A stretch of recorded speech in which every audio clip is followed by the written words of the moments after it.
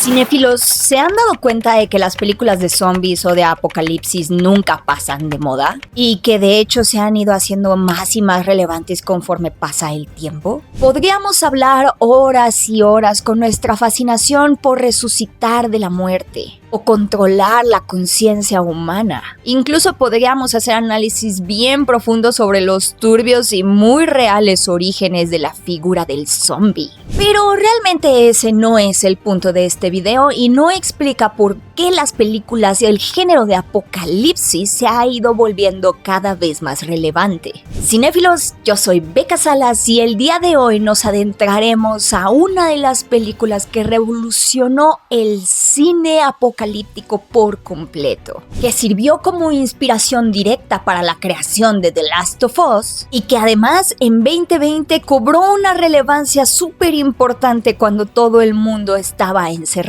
Les estoy hablando, por supuesto, de 28 días después. Así que, cinéfilos, acompáñenme a descubrir por qué 28 días después fue tan revolucionaria para el cine de horror y cómo le hicieron Danny Boyle y Alex Garland para reavivar la idea con 28 años después. Y agárrense porque hay entrevistas exclusivas en donde me chulean mi cucharófono. Sorry we didn't have our spoons or our Pikachus, but... The only other thing I'd say is that I'm slightly confused by the fact that you seem to be holding a spoon. Why did you feel the need to disguise it? It's okay to have microphones.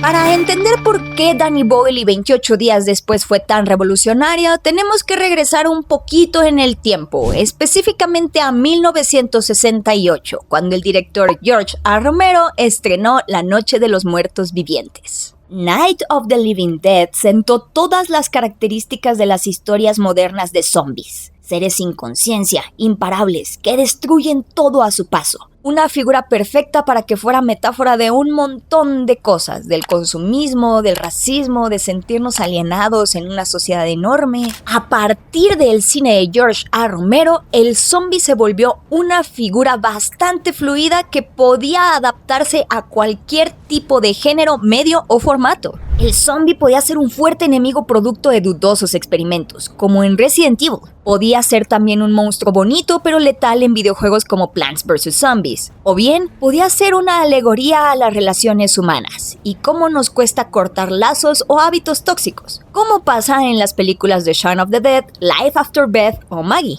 Alex Garland me resumió esta fascinación con el género de una manera bastante cool. So drama is conflict. Drama is taking characters and putting them between a rock and a hard place. We all sort of exist in that state in one form or another in our life. And I think the thing about post-apocalyptic genre is that it really focuses that drama into something very simple, very pure. You're either going to live or you're going to die. And there is an incredible threat. And so there's a sort of odd purity to them. There's a strange projection into them from the part of the audience. With an apocalypse movie, I think people project into them and they say, what would I do if I was in that situation? A partir de la década de los 2000, Danny Boyle y Robert Kirkman, sí, el creador de The Walking Dead, comenzaron una nueva era para los zombies. Plantearon historias y escenarios sumamente realistas que explicaban de dónde venían estos seres. Y sus historias se centraron en una pregunta: ¿qué pasa con los sobrevivientes del apocalipsis? The Walking Dead, a través de muchas historietas y una larga serie, escogió irse por el lado de acción y centrarse más en la lucha por sobrevivir de sus protagonistas, encontrando amigos, enemigos y tomando decisiones que repercuten en el mundo. Por otro lado, 28 días después fue bastante aterradora en su época porque el virus que provocaba el apocalipsis era una mutación de la rabia, que en la vida real es uno de los virus más mortales sobre la faz de la Tierra. Y en lugar de mostrarnos a cada paso la lucha por la supervivencia, el viaje de Jim, el personaje de Cillian Murphy, se centra más en la idea de cómo una persona va aceptando que el mundo que conoce ya no es el mismo. Ahora es inhóspito, hostil y todos sus seres queridos ya se fueron. 28 días después básicamente trata sobre las personas que permanecen después de una crisis que impacta a todo el mundo. y lo que hacen para tratar de reorganizar los escombros. Hay un componente muy íntimo en la película de 28 días después que la hace muy real. Y no por nada, cuando pasó todo lo del 2020, la película cobró una nueva popularidad. Y permítanme decirles que en 28 años después, Danny Boyle y Alex Garland lograron lo mismo pero a una escala todavía más ambiciosa. Porque de verdad es toda una exploración sobre la soledad, la pérdida y si puede existir empatía en un mundo tan horrible y caótico. ¿Cómo puede ser una película tan violenta pero también tan introspectiva al mismo tiempo? El mismísimo actor Ralph Fiennes, quien interpreta a Dr. Kelson en la nueva película, me lo explicó. The sci-fi horror lens seemed to me the kind of the description on the top of the bottle, on the top of the can. But of course the ingredients are varied and complicated and not just blood and gore. The ingredients inside are very, very humane examination of who we are as people and the violence that we carry, or the possibility for empathy and maternal courage. And I think Kelson interested me immediately because he's like this extraordinary sort of priest, artist, doctor who's determined to acknowledge, a conscious acknowledgement of everyone who's died. Como ya les había dicho, 28 días después inspiró muchísimo a Neil Druckmann, el creador de The Last of Us. Y así, él también hizo una historia sobre el mundo post-apocalíptico que no solamente se centra en la idea de luchar por la supervivencia, incluso va un poco más allá de la propuesta de 28 días después y nos empieza a hacer las preguntas. ¿Qué pasa cuando los sobrevivientes, los que aparentemente son los héroes de la historia, tienen que enfrentarse con las consecuencias de todas las cosas que hicieron cuando estaban intentando sobrevivir?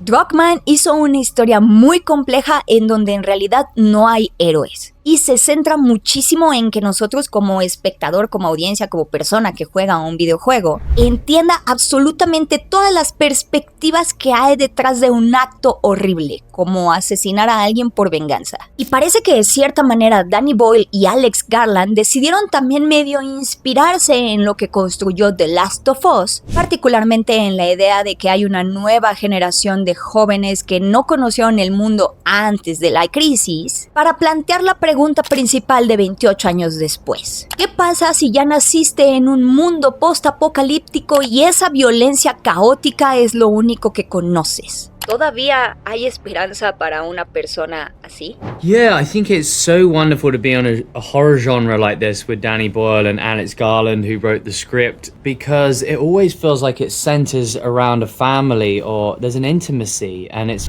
a lot of heart and soul and emotion in a story like this. The beauty of this one is a coming-of-age story you see through the lens of a 13-year-old boy who's just trying to find some hope in this post-apocalyptic world. So yeah, when you go to work, you're not really playing into like the horror aspect. You're sort of really playing the grounded reality of like what it would be like. Spike, interpretado por Alfie Williams, es esa nueva generación. Y su padre, Jamie, interpretado por Aaron Taylor Johnson, si bien nos puede engañar con su porte de héroe fuerte estilo Joel o muchos otros del género, en realidad explora un lado de la masculinidad que pocas veces tocan este tipo de películas. Esa tristeza silenciosa producto de los traumas del pasado, el estar resignado a vivir en un mundo horrible, en donde se debe luchar si uno quiere vivir. Y por otro lado, Alfie Williams, con una actuación impecable, construye un personaje que también se siente bastante novedoso dentro del género. Un chico que logra entender por completo a sus padres y que por amor toma las decisiones más difíciles para apoyarlos. Y hablando sin spoilers, cinéfilos, déjenme decirles que el viaje de Spike es bastante trágico porque solo digamos que el virus apocalíptico zombie de 28 días y 28 años después no afectó a todo el mundo de la misma manera. Entonces su mamá en teoría sí podría recibir tratamiento médico de calidad si tan solo pudiera salir de la isla en donde está en cuarentena. You know, I just think Spike is a very complicated character. I mean, you know, Spike, he had to mature to survive, and, you know, we see that throughout the film. He loves his parents very much, and, you know, he has to make a lot of tough decisions. When something like this happens, it's interesting how society it can bring the worst out of people, right? You know, we've seen that through the pandemic when people didn't know about a virus and they sort of started to lock themselves away and like can't talk to you or touch you or things like that. And I think in this circumstance, they've very much created a divide, a separation, us and them. The infected don't have any mind or soul, is to sort of really to dehumanize these people. And like he's trying to teach his son to just kill them. You know, they're nothing.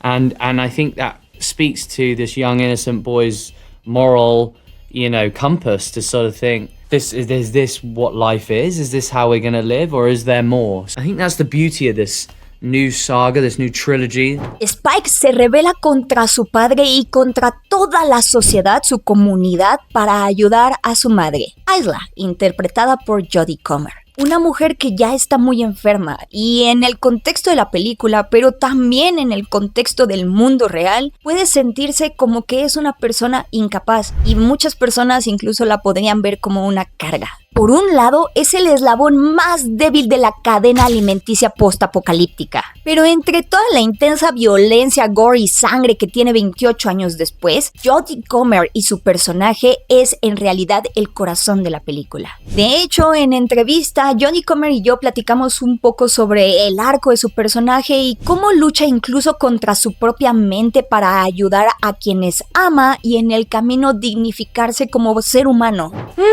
That's such a beautiful observation. It's funny because I feel like when we first meet Isla, it's quite easy to misunderstand her or undermine her or think that she is kind of incapable. There is so much going on within her own mind, you know, this kind of inner turmoil, which also sometimes kind of protects her from the realities and the severity of the outside world and what's going on.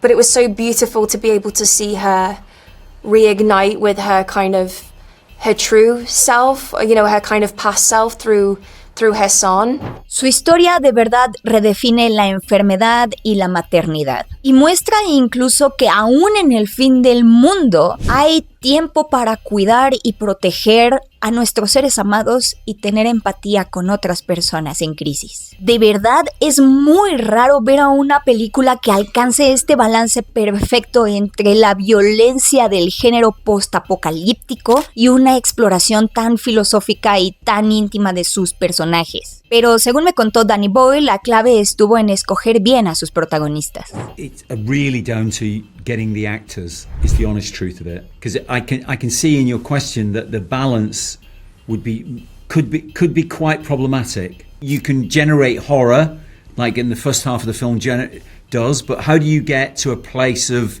as you've described it, like extreme love in the second half of the film? And I think the key is two actors especially, Jodie Comer, who plays Isla, and Ralph Fiennes, who plays Kelson. And the effect they have upon the child, really. And that relationship and what evolves between them. Lo que me dijo Danny Boyle sobre la elección de Jodie Comer y Ralph Fiennes no es casualidad. De hecho, el propio Fiennes me comentó un poco más sobre la filosofía del Dr. Kelson, quien a pesar de que se presenta al principio como una figura súper misteriosa, aterradora e incluso algo así como un coco, un boogeyman, termina siendo un personaje que celebra la vida en un entorno tan caótico a pesar de estar rodeado de muerte, literal. A temple is a place of worship, it's a place of reflection, a place of meditation, where we contemplate who we are, where we've come from, where we're going. You know, a temple can function like a church. It's a place of recognizing ourselves within the flow of time or in the universe, and I think that's what he's done. But he has a great line, which is, I've waited 15 or 13 years for someone to ask that question. So he's a little on the spectrum, possibly. He's a man alone, but maybe he's held himself together by this big project. La franquicia de 28 días habla mucho sobre la capacidad humana para adaptarse a cualquier situación. Y la verdad, en 28 años después, es bastante intenso ver cómo los infectados también se han adaptado y han evolucionado. Y creo que sí le añade capas de complejidad y mucha intensidad el hecho de que nos dejen pistas para ir viendo que tal vez los infectados de este mundo no son necesariamente zombies, sino personas enfermas que también han luchado y han encontrado formas de sobrevivir en este mundo tan extraño. Y aunque queda claro que en la segunda película que se va a estrenar en enero llamada The Bone Temple va a haber muchísima más acción, probablemente tengamos escenarios tipo Mad Max, tanto Alfie Williams como Aaron Taylor Johnson seguramente van a tener muchísimas más escenas súper intensas. Esta primera película plantea una filosofía bastante especial y muy revolucionaria. A pesar de que ya nos cayó el apocalipsis, la humanidad todavía está viva. Y lo más punk que se puede hacer en un escenario así es luchar por la empatía y por el amor. No podemos salvar al mundo, pero podemos mejorar los lugares que encontramos. Tal vez nuestra obsesión con las historias postapocalípticas nace de que ponen a prueba a la humanidad. Y tal vez una de las razones por las que 28 días después es tan popular y es tan amada y 28 años después es una cinta tan especial y sin duda una de las mejores cintas que van a poder ver en 2025 es porque nos recuerda que aún en los rincones más oscuros, en las situaciones más violentas y horribles, hay lugar para la esperanza. When you think about the infected and the kind of evolution and how that's kind of mutated, it's so brilliant to come on board and work with these filmmakers and see how they've stayed so true to form, and yet, 20 odd years has passed, film has advanced, it's developed, and to see how they've kind of utilized that and used it as an opportunity to kind of expand is really invigorating. Cinéfilos, muchísimas gracias por ver este video. Por favor, coméntenos. ¿Ustedes ya vieron 28 años después? ¿Les gustan este tipo de películas? ¿Se imaginaban que este tipo de género pudiera contener una filosofía tan especial? Déjenos sus comentarios y por favor suscríbanse al canal y estén muy pendientes de las redes de Fuera de Foco LATAM, el sitio web de Fuera de Foco, porque todos los días trabajamos muy duro para darles contenido de calidad, que les guste, que les divierta. Yo soy Beca Salas, síganme también en mis redes sociales como Beca Salas y nos vemos la próxima.